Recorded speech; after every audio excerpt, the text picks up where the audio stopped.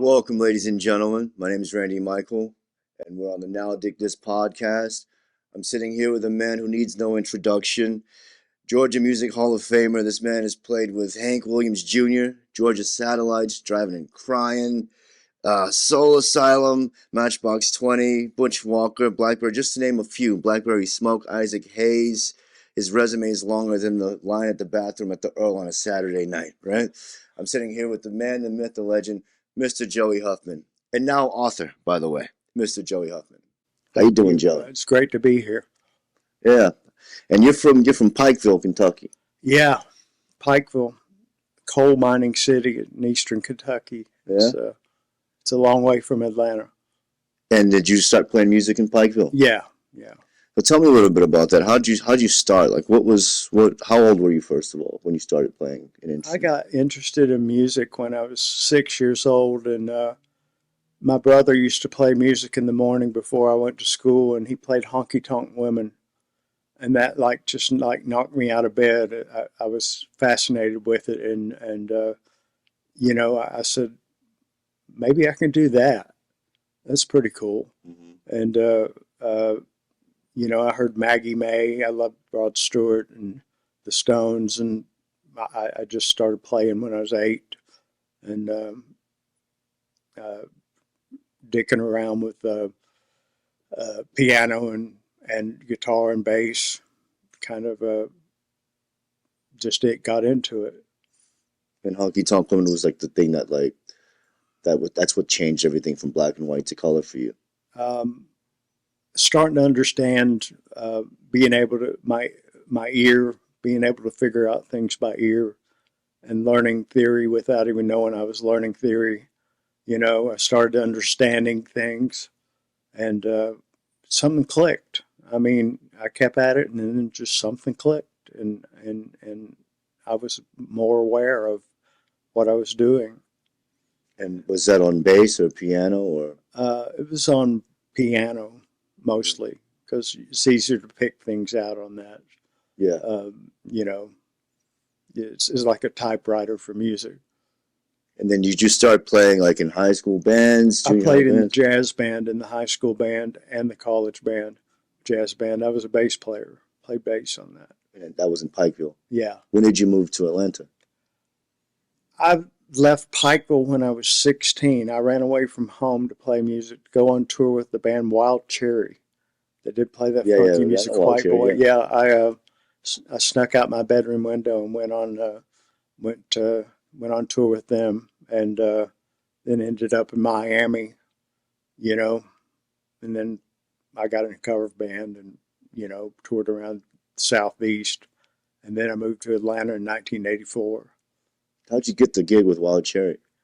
They had fired their keyboard player, and they called and said, "Do you have somebody that can sit in?" And I said I'd do it, and not knowing if I could or not, and I I worked up their stuff like the night before, like their set list, and I was 16 at the time, and uh, wasn't fully developed, but I made it through the gigs. They played there 2 nights. I hung out with them in the hotel, and was kind of saying I can go, and they didn't know I was 16, Mhm. and they just took me on tour with them. Yeah, that's how I got Butch. I Yeah, did the same thing, not yeah, knowing if I can actually do it or not. I was 18, a little 2 years older than you were. yeah. Now, at this point, did they already was their single out to play that funky music? Was out already? That was there. Yeah, that was out in '77. This was '78 or '79. Okay. Um, uh, they were kind of on the way down, But you it's know. at the same time for a 16-year-old, that was a big gig. Oh yeah, I mean, I thought they were a national act, Yeah, and my way out of Pikeville, I knew that I couldn't do what I wanted to do.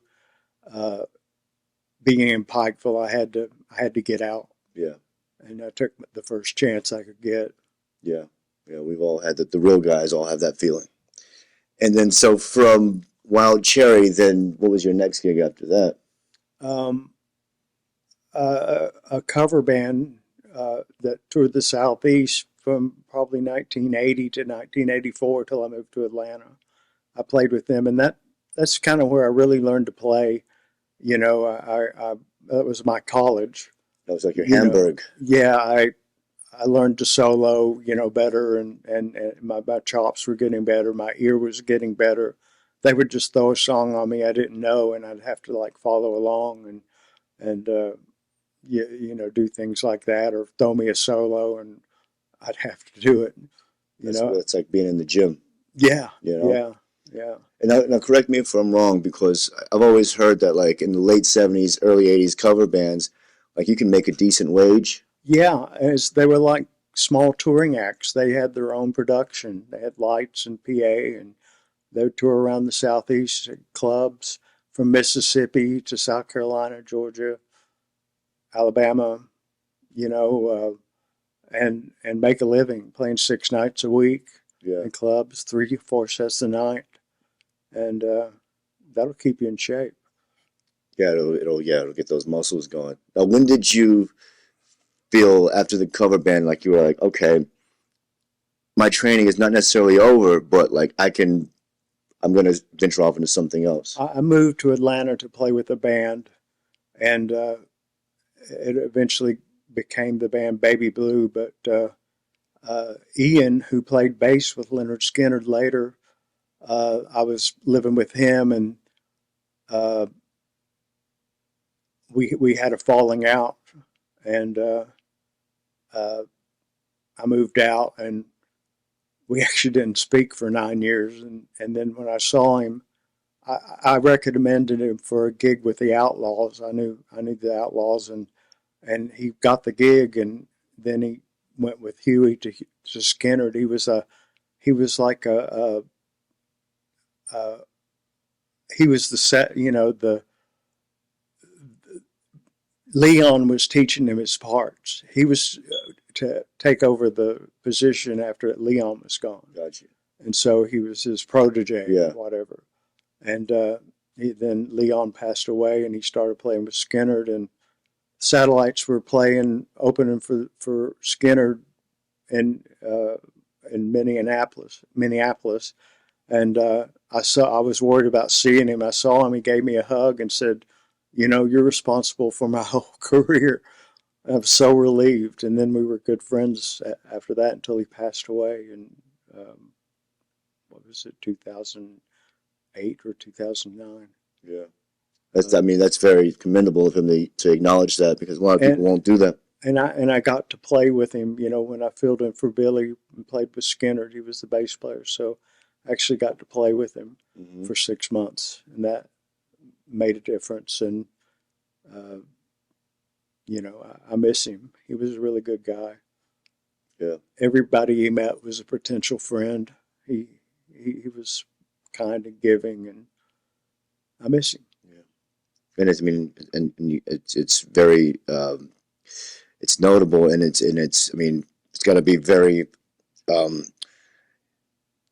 for lack of a better term, I guess you feel better and good about like having to rectify that situation with him. Sure, You know what I mean? sure. Because we've all been there before. So then from playing in the cover band, you move here, you get another band going, and then your next big gig is what? Um, I had started a cover band called Witness, or Native, and we played around clubs doing the same thing in Atlanta. Um, and Clive Davis came down and saw us at a showcase and signed us. And so that was 1986, and so I got my first record deal, and we cut a record. Kevin Nelson produced it. Neil Sean from Journey played on it. Brad Gillis. It was, you know, hair metal band, and the record came out in '88, and it stiffed, you know. Yeah, And I was like, uh, I was distraught. You know, you work your whole career to get that record deal and write your songs for that record, and then you know you don't think about it tanking, and you have nothing to do, and uh, you know I was you know, just just devastated. But I got back on my feet, and I got a call to play on Michelle Malone and Drag the Rivers record. And so I went down and I played on about 5 songs. And later they asked me to join the band. They asked me to come down to rehearsal, and I joined the band and played with Michelle Malone and Drag the River. They were also on Arista. And I played with them for 2 years, and then I called up Rick Richards one day and asked him if I could bring my piano and sit him at the Hellhounds at the Cavern. And I got it. He said, sure. I didn't really know him at that point. I just met him, and I came down and I played every song in the set. It was cool.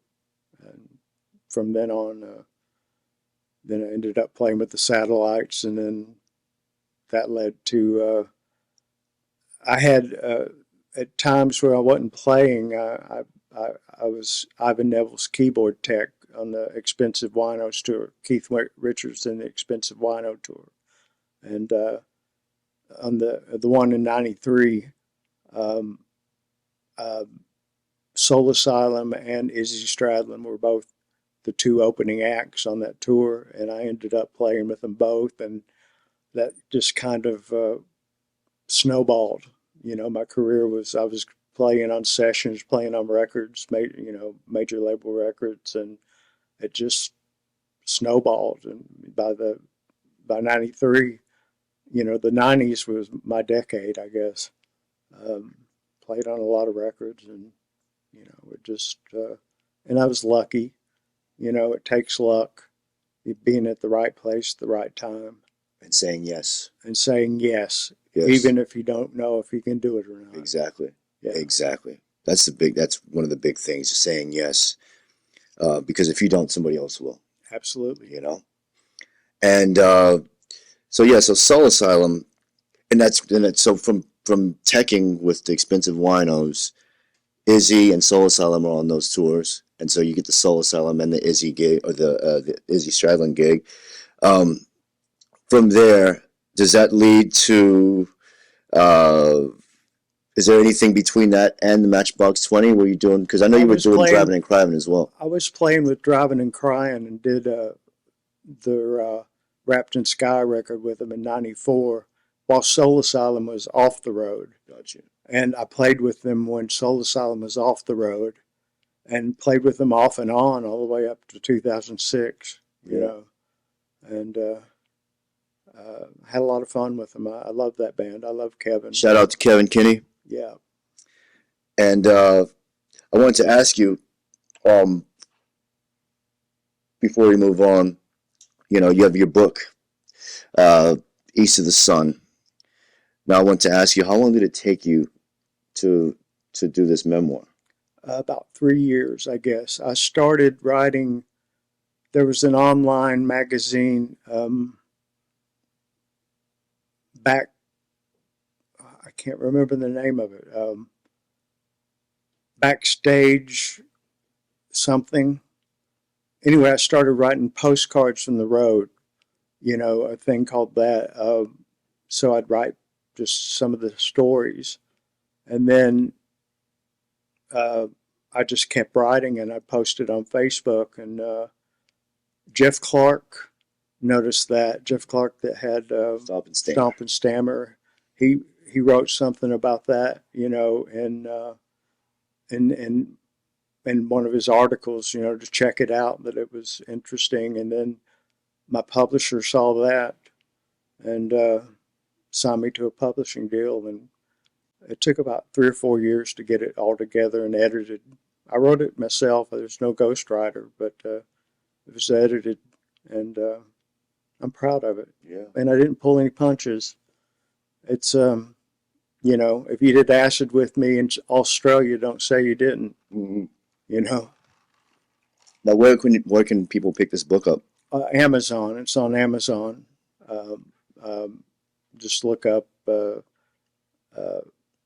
East of the Sun, Memoirs of an Accidental Rock Star, and you'll find it. And Yeah. It's been out. It's selling pretty good. People seem to like it. Good Yeah. reviews, Yeah. and it's a fast read. I think the way it's written. And it's a whole different field. I mean, like, we're both musicians, just the fact that you would, uh, take postcards from the road and then turn that into a book. That's, I get Yeah, much well, respect for that. you know, I never really went to college, but one time when I was really young, when I was 18, this girl called me the good-looking dumb guy, and that really offended me. And I started reading. I would always have a book from then on, and I'd read whole the whole catalog of a writer like Kurt Vonnegut or the guy that wrote World According to Garp.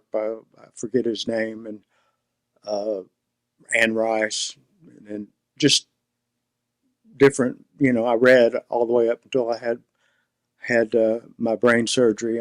For some reason, I haven't been reading as much since I had my brain surgery, but uh, I guess I learned to write from reading. Yeah. And Because somebody said that. It's like a thing to where it's like, um, for example, when you said, you had to get out of Pikeville, right? yeah, Me personally, you know, I've been playing music since I was 9 years old. yeah, So it's always been a thing, even when I got into junior high school. It's a thing to where it's like what you just said, where like somebody said you're, the dumb, good looking guy, right? Um, Even with, you have to prove something. It's like, and not necessarily in a bad way, just being like, somebody can say something to you, and you're like, okay, well, I'll show you. But well, not even really thinking that, just like in the back of your mind. just being proactive, Exactly. You know, you know. just cause somebody said something, you know? And I enjoy reading. Yeah. I was lucky I started because I enjoy a good book. What's your favorite, besides your book, what's your favorite rock and roll John memoir? Irving, Son of the Circus. That's one of my favorite books. Yeah. To Kill a Mockingbird is one of my favorite books. What about, like a rock and roll memoir book? Um, Keith Richards was really good. What is that, Life? Life. Yeah, Life is Yeah, good. I like Scar Tissue a lot. That was a good one. yeah. I didn't even think I would like it, but I liked that one a whole lot. I've read one on Steve Earle and one on Warren Zevon. Warren Zevon's I've, got a book? yeah, Let me check that out. there's a couple out on him. Yeah. Yeah. Let's talk about you were talking about that, you had brain surgery. You want to talk about that for a little bit? Yeah, in 2013, I started getting headaches really bad, and uh, it was actually annoying my girlfriend at the time, and she was like getting irritated with me, and uh, she told me, go stay with your daughter for a while, let me have a break, and I came back and I was hurting so bad. Men won't ever go to the hospital when they have to, No. but I asked her, take me to the emergency room. Something's wrong with me. And she took me to Kennestone, and they did an MRI and said I had a tumor, and just gave me a card of a brain surgeon, a neurosurgeon, and sent me out the door with 30 Percocets, and that was it. I was like, I have a friend, Valerie King, who who helped me out and helped me find the right surgeon. We weren't going to go to that brain surgeon. He only had 3 years of experience, and I ended up going to Emory. And but I got a lot of help from the Music Alliance, the Musicians Music Alliance in Nashville. They helped me get insurance, and I had a lot of help. But I had to wait 4 months until the insurance kicked in to have the brain surgery, and I was in a lot of pain, and Val kept me company and would take me to the pain doctor, and I had lots of people praying for me, and even had Buddhist monks chanting for me, and I think all that good energy helped me get through it. Yeah. And I was on the road 5 weeks after brain surgery, on the road with Yeah. Hank. Exactly. Can't say Had the side of my head shaved, one side of my head shaved. I looked like Skrillex. Yeah. You know, it was, but I wasn't hurting. I was out of pain and ready to go. Well, I'm glad you're here, man. Glad you made it. Yeah, I am too. I'm really lucky. Yeah. You know, and It wasn't my time. I've got stuff to do, and one of the things that I feel like I need to do after where I am in my career is kind of pay it forward. I've met with young artists and talked to them about the music business and uh, recommending a book for them to read, which is Everything You Wanted to Know About the Music Business by Donald Passman. Any musician should get that book. Yeah. It's like a Bible, and it's easy to read, and it tells you what everybody does, like a manager and a publicist and a publisher, and sync rights for film, and it tells you all about everything. Yeah. And it's been out. I think it's in its 12th version right now, and it talks about Spotify and social media and that stuff. It really keeps you. It's a good thing to know where all the streams of income come from, and not be dumb about the business. You should know the business. Yeah, and you also should know that you're going to have to wait 3 months to get any money from any sort of royalties. Yeah. Yeah, it's quarterly. Yeah. It's like, I can't go to Kroger and get $5,000 worth of groceries, but I'll pay you back in 3 months. Yeah. But that's how it is. And so now, where are you at now? I'm in a transitional period in my career where, I'm not playing live as much, but I'm producing artists. I have a studio, and I'm doing session work, and I've just started a management music group called Music Tiva, and we're going to have a platform where we'll manage some artists, but a platform where any artist, whether they're managed as Spice or not, or we're working with them or not, can upload their videos and get exposure. Even if we don't have anything to do with it, it'll be like YouTube basically, but uh, uh, just limited to musicians.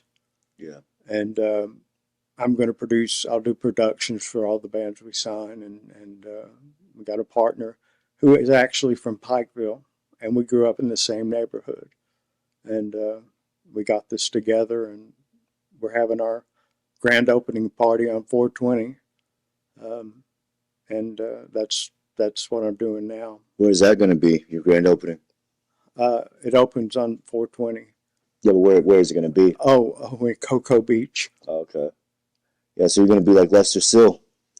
Remember Lester Sill? He did the, not Redbird, the other, I forget the name of the label, the other label with Jerry Lieber and Mike Steller. Oh, I can't remember that. I wanted to ask you a few things as a piano player, we touched on this a little bit earlier, but, I wanted to ask you, Al Cooper, Nicky Hopkins. Nicky Hopkins, for sure. Nicky Hopkins. He was my biggest influence. Him and Ian McLagan from the Faces. Mm-hmm. Now, did you was Nicky Hopkins on Honky Tonk Woman? Who was playing piano on that? I don't think there's piano No? on it, actually. There's horns. There's a horn section. Do you prefer Honky Tonk Woman or Country Honk? There might have been piano on Country Honk. Yeah. That's on Let It Bleed. Yeah. Honky Tonk Women, the way they did it. Ry Cooder taught Keith how to play in open keys, and that's a masterpiece of playing in open keys. Yeah. In G. Yeah. With 5 strings on the guitar, no bottom E, but he only has 5 strings on it. Yeah. When I was out touring with the expensive winos, his guitar tech wanted me to come play the guitars to help stretch the strings and to keep them in tune.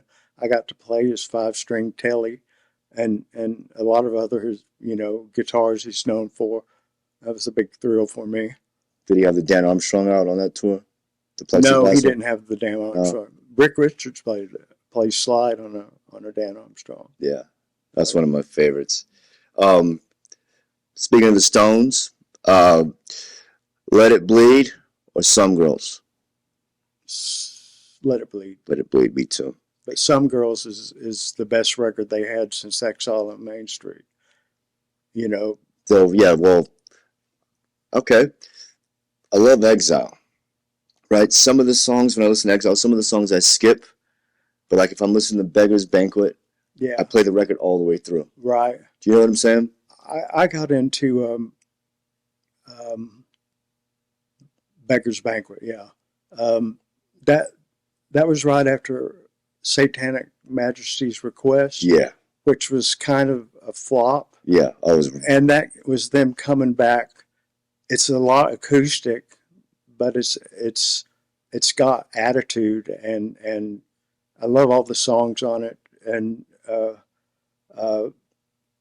it's just a masterpiece. I think, yeah, you're right. And I think Beggar's Banquet after the Satanic Majesties, I think from after that record, they released Jumpin' Jack Flash, right? Yeah. And then Beggar's Banquet, that leads up to the Stones that everybody knows. Because yeah, before, I think it's when Mick Jagger discovered really who he was. Exactly. You listen to him on Stray Cat Blues and his attitude and yes. and and there's a girl talking in the background and in the intro where he's going and talking about being with a 16-year-old.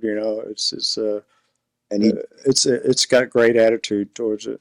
And he doesn't. The thing I like about Mick's writing, which I wish I could do, but like if you listen to, I'm a huge Springsteen fan, right? So Greetings from Asbury Park or anything. My favorite guy is Dylan.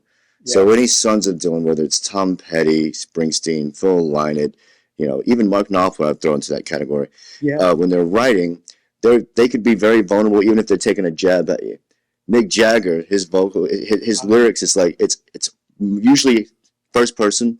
Yeah. And I don't care what you think about me. I'm Mick Jagger. Yeah, I recorded with Mick Jagger. Oh yeah. Yeah, doing demos for Voodoo Lounge. Oh, was that? Did Don Was do that? Huh? Did Don Was produce? Don Was did it. Yeah. I love Don. And we recorded for 3 days at Casino Studios, which is under Fellini's Pizza and Little Five Points. I don't think it's still there. Yeah. But we set up in a semicircle, and Mick would show us the songs, and the late Billy Pitts was playing drums, and Pierre, Keith's guitar cat, was playing bass, and I was playing piano and organ. They had a B3 there, and Mick was there with the guitar and a 58 mic, and he would show us the songs, and then we would play them, and it wasn't multi-tracked. It was just recorded to that. Yeah. And I saw something with Mick. He was, first of all, he wasn't hard to work with. He was an English gentleman. I'd heard horror stories about him, from the Keith camp, and but he was easy to work with. And I saw a certain,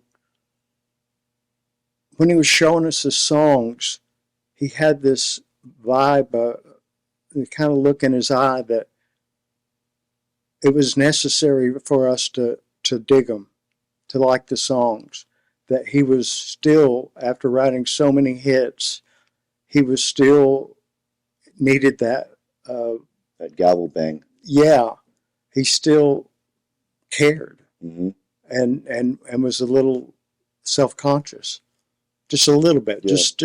It just showed the like cracks in the armor. It just shined through a little bit, and it impressed me, and it also made me feel better about my writing. Yeah. So that was a really good experience. And that's interesting because like to hear you say that because it doesn't come across when he's actually singing it. It's like I'm Mick Jagger, fuck you. But when he's playing it, and you Yeah, just told me he's like it's yeah. you know what I mean? That's the first, the birth of the song. Yeah, It probably got changed in the studio and when Keith's playing on it. Keith played me some stuff that they were that he was writing, and it was reggae. It was played. It was done in Jamaica with a reggae band. It was all reggae.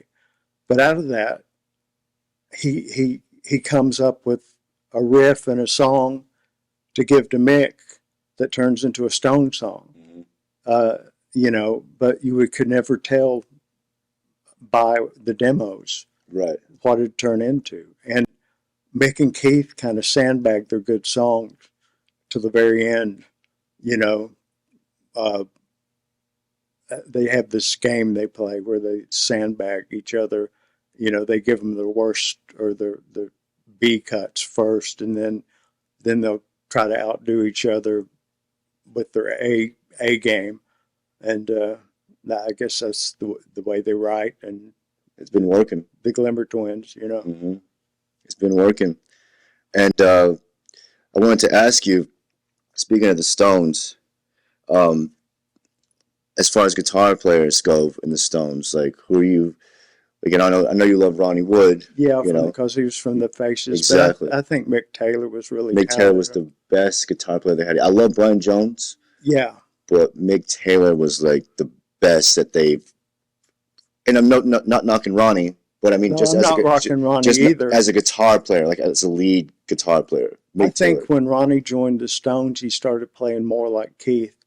With the Faces, he was a little bit more rock and roll. hmm Uh, Not that the Stones aren't rock and roll; they're the best rock and roll in the world ever. Yeah. And but he started playing off Keith and not doing, playing differently. And he played steel guitar and sitar and stuff, which is cool. But Mick Taylor was, he was on their best records, Yeah.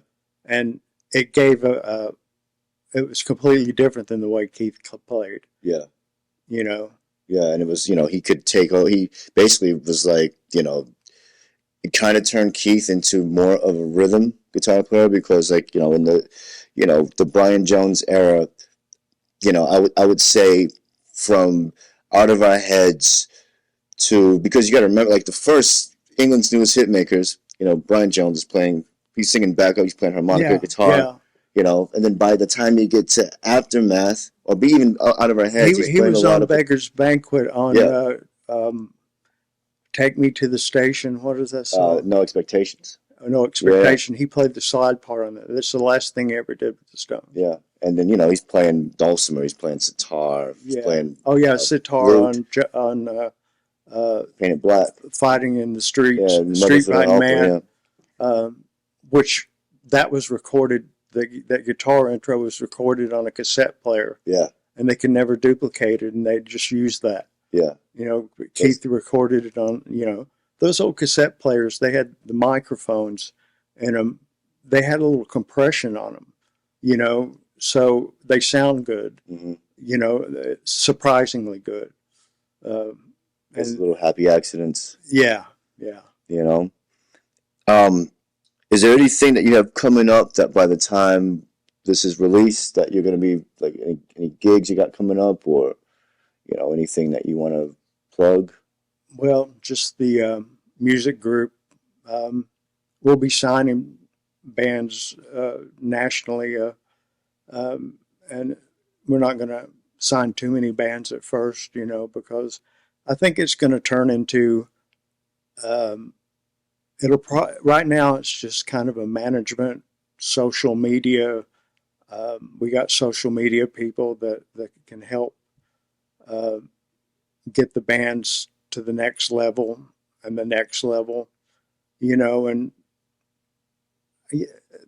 there's not many CDs that sell. Vinyl has outsold CDs the last 3 years. That's true. And streaming, like Spotify doesn't pay nearly enough that it should to the songwriters for their performance royalties and publishing and songwriters royalties. But nowadays, if you go viral, that's like getting a platinum record. That makes people interested.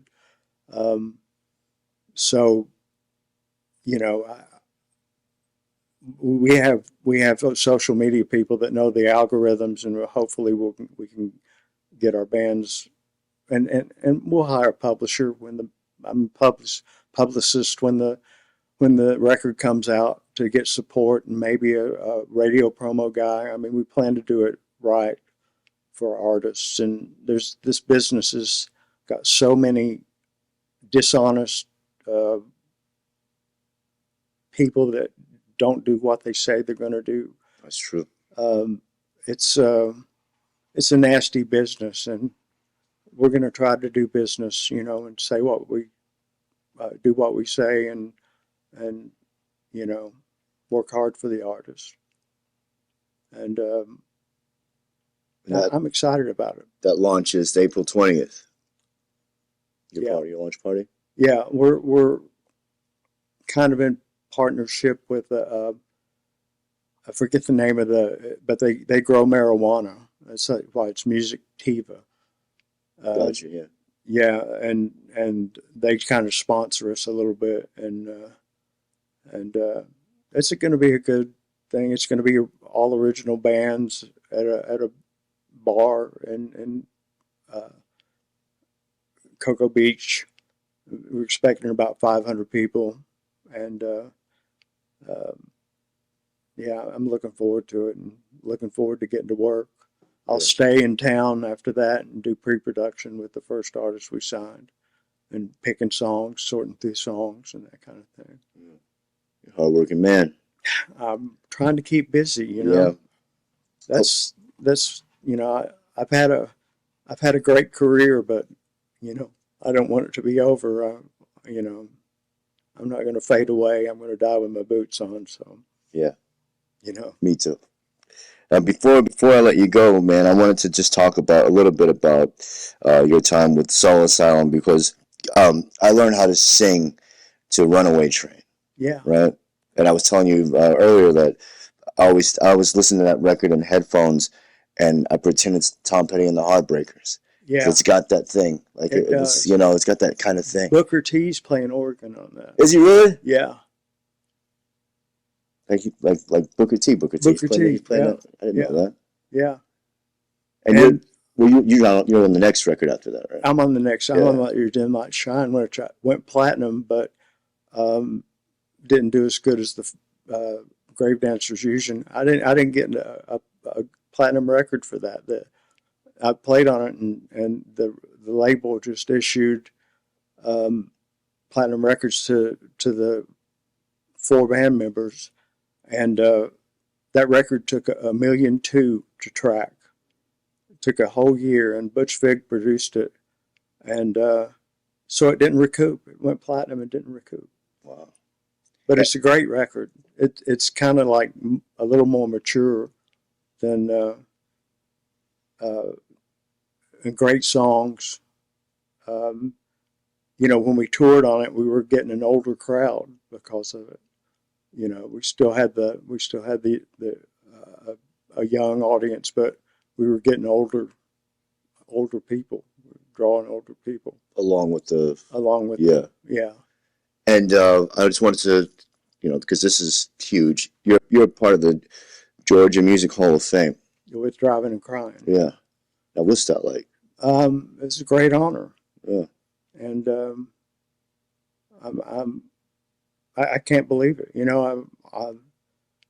I look at my resume, I can't believe that I've done that. It doesn't seem real, but I've been on records that have gone number one on Billboard charts. I've got like 6 or 7 singles and records that have hit the top 10, and being inducted into the Georgia Music Hall of Fame was it really meant a lot to me. Yeah. It validated me a little bit to myself. Yeah, I mean, that must be, I can't even imagine. That's, I mean, man, you got quite the resume. And, I want to thank you for sitting here and talking with us. Oh, I enjoyed it, You man. know, like I said, the myth, the man, the legend, Mr. Joey Huffman. Please pick up his book, East of the Sun, and you should go and check out this man's back catalog because it's incredible. You know, thank you guys for tuning in. Now dig this, Randy Michael, Joey Huffman, Hey, signing off. bye.